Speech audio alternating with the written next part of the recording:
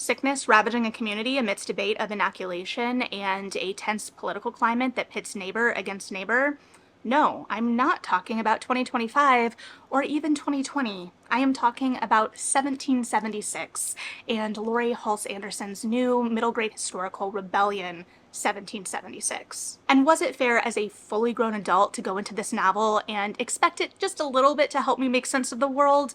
Probably not, but I did hope for a bit of a balm, especially as an OG fan of Fever 1793, and for a narrative that is speaking so obviously to our current moment. And this follows a young maid, Elspeth, over the course of 1776 as she faces rebellion and revolution and smallpox largely alone. And I think that the use of rebellion here is particularly interesting in that it, one, doesn't assume the outcome, but two, we are exploring all of Elspeth's little rebellions throughout the book as well as other characters' little rebellions, because while this is taking place in a kind of crucible of a historical moment for those of us with the hindsight to look back on that moment, it is also exploring for those of us who wake up every day like, oh, we have to get up and go to work amidst all of this history. The idea that we have forever had to get up and go about our daily lives amidst all of this history, and in particular, what it means to be coming of age amidst this history as a 13-year-old, and as the narrative explores,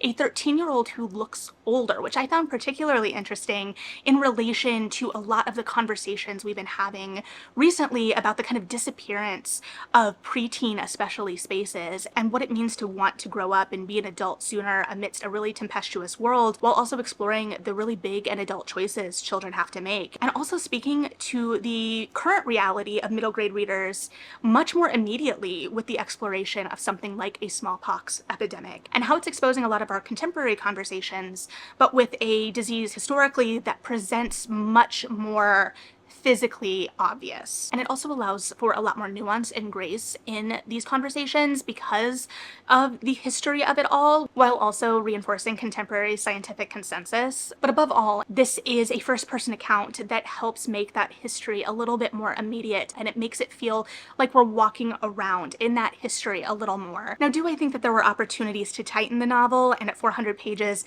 it comes in a little long for contemporary middle grade readers, especially considering that it is a little bit more meandering of a narrative? Yes, but I also think that there were efforts like parenthetical fourth wall breaking asides made to meet modern young readers where they are. Does it usurp Fever 1793, or at least my recollection of it? No, but it was a particularly timely read, especially for this July 4th.